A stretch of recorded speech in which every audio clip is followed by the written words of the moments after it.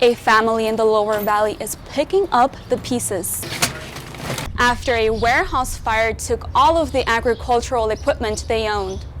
The fire began approximately at 2:30, and as you can see behind me, it's still going on. A man is dead after being shot by a police officer in the Northeast. The El Paso Police Department told us this man was walking down the street with a long firearm when he stopped by Kids Campus Daycare to knock on the door.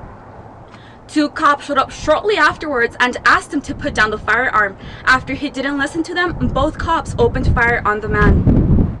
El Paso Water Utilities is investing in this drainage system that's meant to relieve I-10 from all the flooding that happens during monsoon season.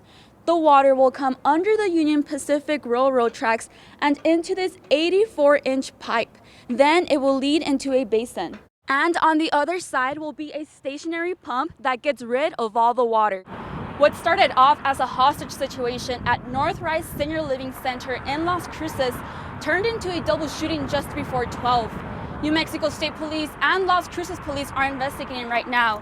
They're not letting anyone in, but we are told that a visitor and a resident are the victims. Fort Bliss officials say the mountains, the sand, and the temperature in this area all come together to create a replica of some of the battlegrounds. The U.S. Army has placed artillery equipment in Fort Bliss because of this exercise. It's the same training exercise that killed a soldier Tuesday morning. It's called Iron Focus,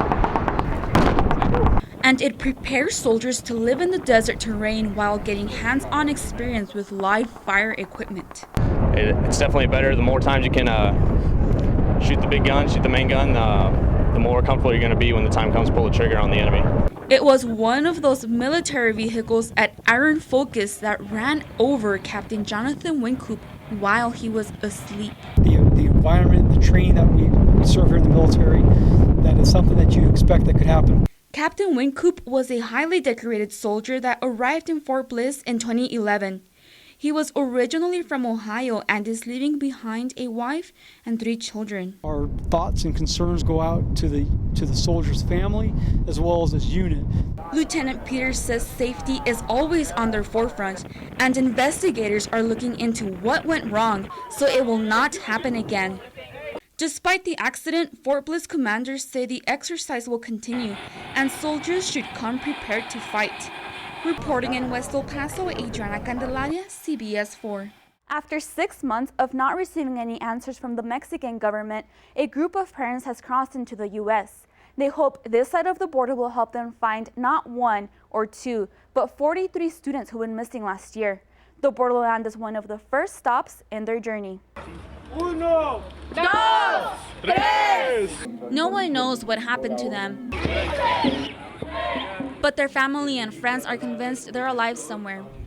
Si Dios quiere, nos vamos a encontrar.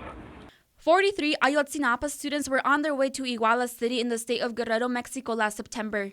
That's when the mayor of Iguala allegedly ordered police to open fire on their bus. Vice News, an international news channel, says the group was going to protest education reforms. Iguala's mayor denies having anything to do with their disappearance, but a survivor says it was police who attacked them. After a lack of answers from the government, Ayotzinapa students took their voice to the streets in Mexico City.